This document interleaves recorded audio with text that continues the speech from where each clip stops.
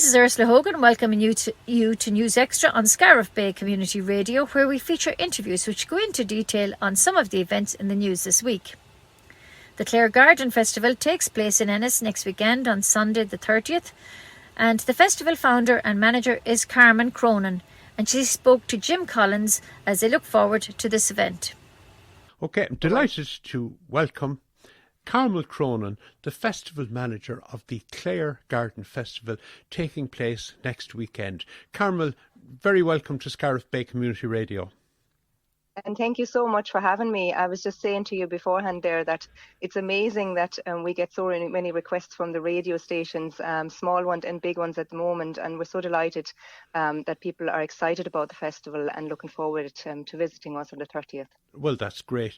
Tell us anyway, tell us about the Clare Garden Festival, because apart from being festival manager, I gather you are a founder of the festival. Yeah. So I found in 2012 that there wasn't anything around to showcase all the gardening and all the expertise and everything that we have here in County Clare. Like, for example, the wonderful Jim Cronin that's just right around the corner from you there, and other gardeners that are just dotted all over the county, and stalls and people, and equally in the country. Like, you know, there's so many people, knowledge, and good plants and things like that. And to me, it's all about bringing that together in one location and making it available to people and getting them excited about gardening at this time of year. Great. And it is, of course, I mean, we've had a nice bit of weather in the last few days, and I suppose people have, their thoughts have been turning to the garden and visiting garden centres or whatnot. So it's very timely. That's it, correct, exactly. And we're definitely the first garden festival on the calendar every year. You know, there are obviously other ones coming later in the year or in May, and obviously a big one up in Dublin as well that we all know about. Yes. But you know, it's great to be one of the first and to have people come out to us. And you know, we have in the area actually 70 stalls confirmed this year, and they will have all kinds of plants and gardening tools and materials and anything that you want in the garden section. And obviously they will also be craft stalls and some lovely food stalls, so people can stay with us all day and enjoy themselves. Okay, so that was going to be my next question as to what people can expect. But so there's a wide variety of stalls and of interests and of things that are connected with the garden. That's absolutely correct, yeah. The stalls, we have some new ones actually from East Clare as well. Ivy Wood are joining us, and there's a couple of new ones from County Limerick coming. And then obviously we have some from all over the country. You know, there's a Specialist Nurseries Association that join us every year as well. Okay. And you have got the expert talks then as well that are very popular with people. Okay, so tell us about the talks. So the talks this year, we have, as I already mentioned, Jim Cronin is with us every year, and he's just, you know, a wealth of knowledge, and really appreciate him wanting to be part of this festival. We have Jo Newton is going to this year do the hosting of the stage. She would be probably a name that people would be familiar with. She's former she's former seed curator at Irish Seed Savers. Exactly.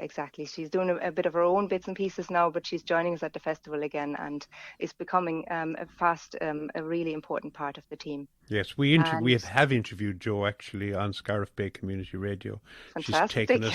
She's taken us through the garden and the seed bank at Irish Seed Savers. Yeah, but sorry, I interrupted you. Go ahead. Of course, Seed Savers are going to be joining themselves as well again. And then we have Colin O'Driscoll. He's on the RTE Homegrown at the moment. Yes. And he has a garden that he's minding as a head gardener down in County Waterford. So he's going to be talking all about the urban side of gardening, and Jim has taken more the wild and wonderful side of gardening. So we kind of have a yin and yang situation at the moment, where some of the talks are more in the urban direction, vertical gardening and things like that, and some of the talks will be very much focused around allowing some wilderness and some wild plants into our garden as well. Yes, and of course the biodiversity part is very important as well. It is, yes, absolutely. And then we have on the ornamental side, because a lot of people would be interested in that as well, we will have Paul Smith. He's with Belfield House. That might be a name that people would be familiar with, of the late Angela Jupe.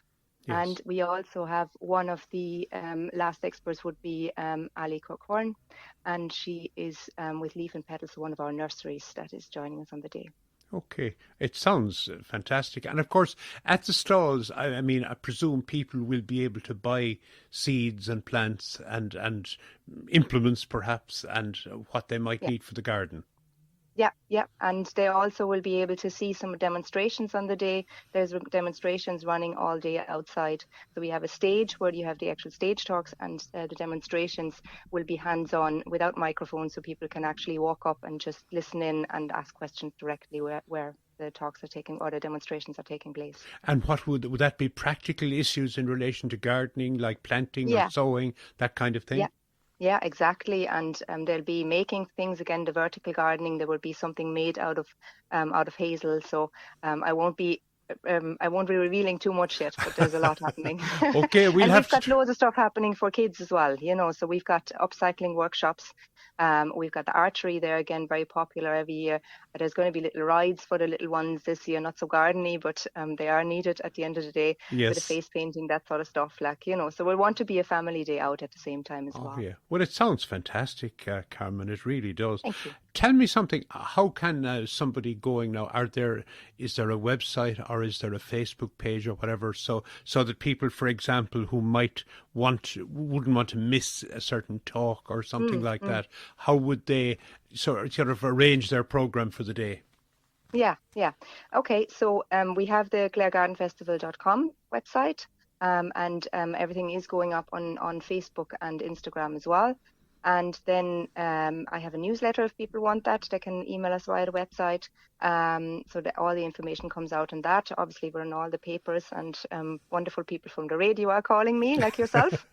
So, I'm hoping that people can get the information. And yes, there is a dedicated part on the website that will tell about the schedule of talks, and is also on the back of our flyer that's around everywhere now as well. Perfect. And tell us, where will the Garden Festival take place?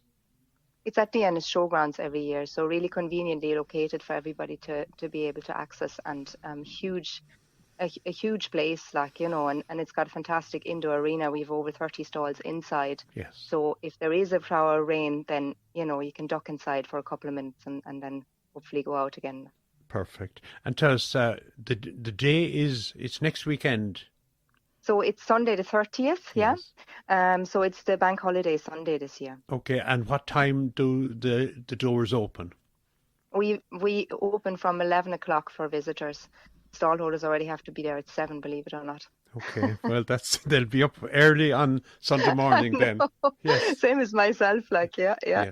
But no, it's all good. We want to make sure that it's properly set up and that it looks well for everybody. So I'm just throwing that in every now and then, because I think it's just great. The host of activity in the morning is really fabulous to see, and then the visitors coming at 11 is just another highlight, even in my own schedule of what's happening.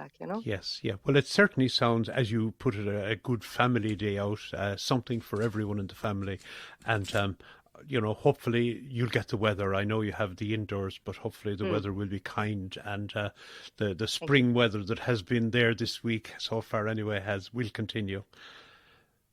Okay, perfect. Yeah. Okay, Carmen Cronin, festival manager at the Clare Garden Festival at the Showgrounds on Sunday next weekend from 11 a.m.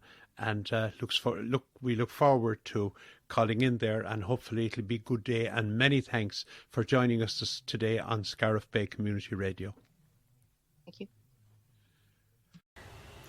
The Clare minor hurling team are going well in the Munster Championship and defeated Cork in 6 Mile Bridge during the week. After the game, our colleague Nicholas Rinn spoke to cornerback Killanena's Ronan Keane and chatted about the game and the result. Ronan Keane, congratulations. Fantastic game there by yourself personally, by the Clare team, to beat Cork here in 6 Mile Bridge in the Munster Championship. It put you into, I think, almost the Munster final now. I'm not certain. We have to do the figures. Semi, I think it's a semi-final, yeah. Great performance here tonight, Ronan. The dry ball suited you there, the dry pitch is in excellent condition here in the ridge. Yeah, no, it was targeted Waterford and Cork now since we thought we let ourselves down against Limerick. Yeah. Just didn't perform and to an extent then the last day as well they only hurled for half an hour, so we really targeted them today, put in 60 minutes Yeah. I think we did for the whole game fought out and nailed for everything. Yeah, it looked like a game you targeted. You put down a marker down in the first half, you came bursting out up the field and you scored a fantastic point, and that set the trend for the rest of the game as well, that was early on. Yeah, I know, that's just the trademark of the team does, building the player, running hard, sporting off the shoulder and scoring if you're in the chance in the zone. Yeah, yourself and Mr. Gunning and Mr. Carey, you're very you don't let you don't let your men score too often anyway for certain. No, that's the aim of the game anyway, I suppose. That's the aim of the game, yeah. But you covered out there, you're a great man to come out and burst out. Did you watch Brian Lohan videos there when you were young? It's a bit old for me now. Well, he was the kind of his style was coming out, and it's great to have there James in front of you there, solid as a rock, and Matthew and Jamie as well. But the forwards did their stuff. Oh, they died with their boots on today now. Yeah. Put in serious work, Yeah. making our jobs easier, in fairness. I know what you're saying, but they put in serious work, Yeah. The ball coming in wasn't great, with the work they were putting in. There was a lot Ronan made at this Cork team, I was reading about them there during the week, and they had got big scores, they put up with big scores in their games, especially against Waterford and that, and you just didn't read the script at all, you had your own focus. We thought we'd lay down a bit of a marker here now in the bridge on our own patch, Yeah. We had 2 away games there, so I said we'd play, with a bit of pride out here today, so I think we did. You saved the best for the home supporters for certain. Yeah. Yeah. So you move on now and on into semi-final as you say. So you have great confidence now to beating this Cork team. Yeah, hopefully anyway. Not sure who we're playing yet. I think we have to wait for the last few games, but we look forward to it anyway. Yeah, you won't fear anyone now at this stage anyway. So it's something to really look forward to. Are you looking forward to Sunday's game with Tipperary? You'll be going in. I am, yeah. Yeah. Well, you've given the boys a great boost now, the senior lads. Yeah. You hear this result and it'll give them a great boost that you've beaten Cork here. Yeah, that's all we can do, is win the games that are in front of us. Like I said, we were just disappointed against Limerick, so I think we've a bit of a marker put down now this evening. Yeah, I don't have men in the match award. If I had, I'd be giving it to you now. You were fantastic, Ronan. So well done and congratulations and thanks very much. Thanks a million. Great stuff. Thanks. You have been listening to News Extra on Scariff Bay Community Radio. Join us again next weekend and we will keep you updated on local events.